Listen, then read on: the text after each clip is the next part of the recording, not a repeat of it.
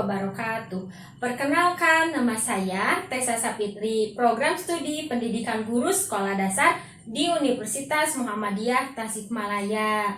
Video kali ini ditunjukkan untuk memenuhi salah satu tugas mata kuliah Al-Islam Kemuhammadiyahan 3 atau AIK 3. Nah, di video kali ini saya akan membahas tentang karya monumental umat Islam dalam IPTEK. Langsung saja ya. Poin yang pertama, zaman kejayaan Islam di bidang IPTEK. Kaum muslimin pernah memiliki kejayaan di masa lalu, masa di mana Islam menjadi pusat sebuah peradaban modern, peradaban yang dibangun untuk kesejahteraan umat manusia di muka bumi ini. Masa kejayaan itu bermula saat Rasulullah mendirikan pemerintahan Islam, yakni Daulah Khalifah Islamiyah di Madinah. Di masa Khalifah Asy-Syahidin ini, Islam berkembang pesat di Andalusia yang menjadi pusat ilmu pengetahuan di masa kejayaan Islam, telah melahirkan ribuan ilmuwan dan menginspirasi para ilmuwan barat untuk belajar dari kemajuan IPTEK yang dibangun kaum muslimin. Fakta sejarah menjelaskan bahwa Islam pada waktu pertama kalinya memiliki kerajaan, bahwa ada masanya umat Islam memiliki tokoh-tokoh seperti Ibnu Sina di bidang filsafat dan kedokteran, Ibnu Khaldun di bidang filsafat, sosiologi, dan aljabar. Pada abad ke-8, negeri Irak dihuni oleh 30 juta penduduk, 80%-nya merupakan petani. Hebatnya, mereka sudah pakai sistem irigasi modern dari sungai Efrat dan Inggris. Hasilnya, di negeri-negeri Islam, rasio hasil panen gandum dibandingkan dengan benih yang disebar mencapai 10 berbanding 1, sementara di Eropa pada waktu yang sama hanya dapat 2,5 berbanding 1. Ini membuktikan bahwa ilmu pengetahuan dan pengembangannya berdampak cukup besar bagi peradaban dan kesejahteraan umat Islam pada masa itu.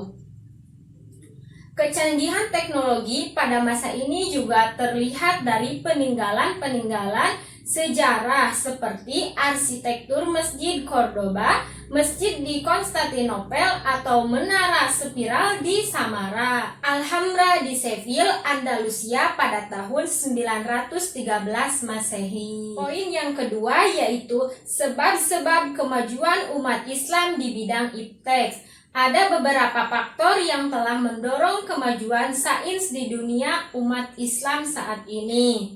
Yang pertama, kesungguhan dalam mengimani, mempraktekkan ajaran Islam sebagaimana tertuang dalam Al-Quran dan Sunnah, itulah lahir individu-individu unggul yang pada gilirannya membentuk masyarakat madani Islam.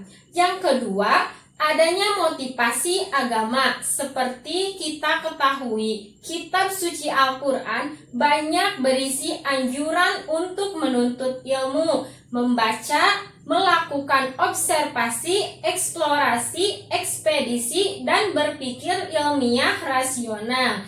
Sehingga belajar atau menuntut ilmu diyakini sebagai kewajiban atas setiap individu muslim, dengan mengimplikasikan berdosalah mereka yang tidak melakukannya. Yang ketiga, faktor sosial politik, tumbuh dan berkembangnya budaya ilmu dan tradisi Islam pada masa itu dimungkinkan antara lain oleh kondisi masyarakat Islam yang meskipun terdiri dari bermacam-macam etnis dengan latar budaya bahasa masing-masing, namun berhasil diikat oleh tali persaudaraan Islam. Dengan demikian terwujudlah stabilitas, keamanan, dan persatuan. Yang keempat, faktor ekonomi kesejahteraan masyarakat. Masa itu membuka kesempatan bagi setiap orang untuk mengembangkan diri dan mencapai apa yang diinginkan. Misalnya menuntut ilmu hingga usia 20 tahun dengan biaya orang tuanya. Namun, pemerintah mengalokasikan dana khusus untuk para penuntut ilmu, staf pengajar maupun pelajar dijamin kehidupannya oleh badan wakaf masing-masing, sehingga konsentrasi penuh pada bidang dan karirnya serta produktif menghasilkan karya-karya ilmiah. Dengan kemakmuran jugalah kaum muslim dapat membangun istana-istana dengan perpustakaan-perpustakaan yang cukup besar, jumlah rumah sakit yang banyak. Yang kelima, faktor dukungan dan perlindungan penguasa saat itu. Faktor saintis semisal Ibnu Sina, Ibnu Tupai, dan At-Tusi berpindah dari satu tempat ke tempat lain mengikuti patronnya. Mereka menjadi penasehat sultan, dokter istana, atau sekaligus pejabat.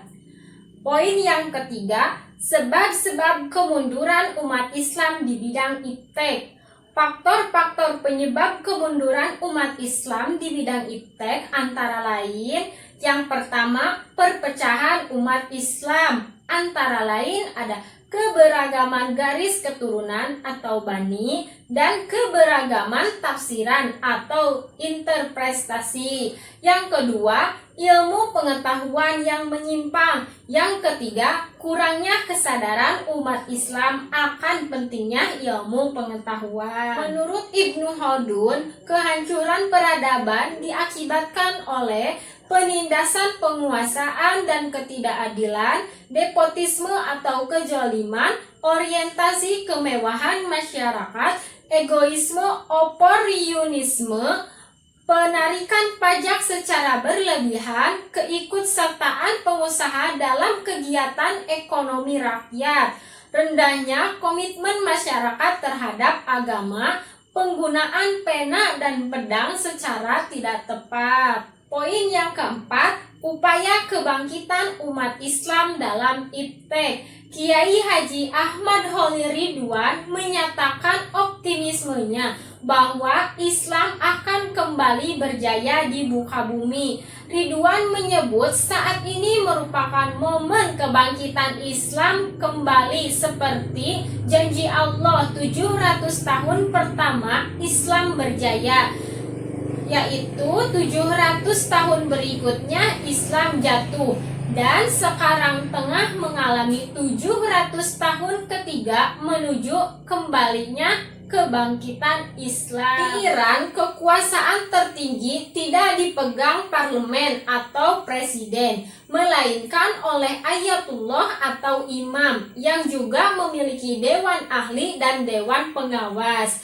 Sistem pemerintahan Iran ini merupakan tandingan sistem pemerintahan Barat. Tak heran kalau Amerika Serikat sangat takut dengan Iran, karena mereka bisa menjadi tonggak peradaban baru umat Islam.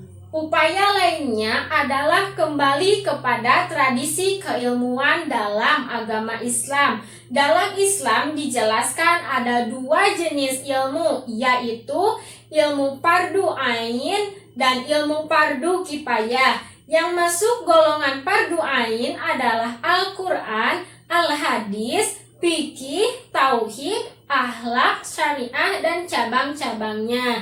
Sedangkan yang masuk ilmu fardu kifayah adalah kedokteran, matematika, psikologi, dan cabang sains lainnya. Sementara upaya ketiga adalah dengan mewujudkannya sistem yang berdasarkan syariah Islam. Sekian yang dapat saya sampaikan mengenai karya monumental umat Islam dalam iptek. Mohon maaf apabila masih banyak kekurangannya. Wassalamualaikum warahmatullahi wabarakatuh.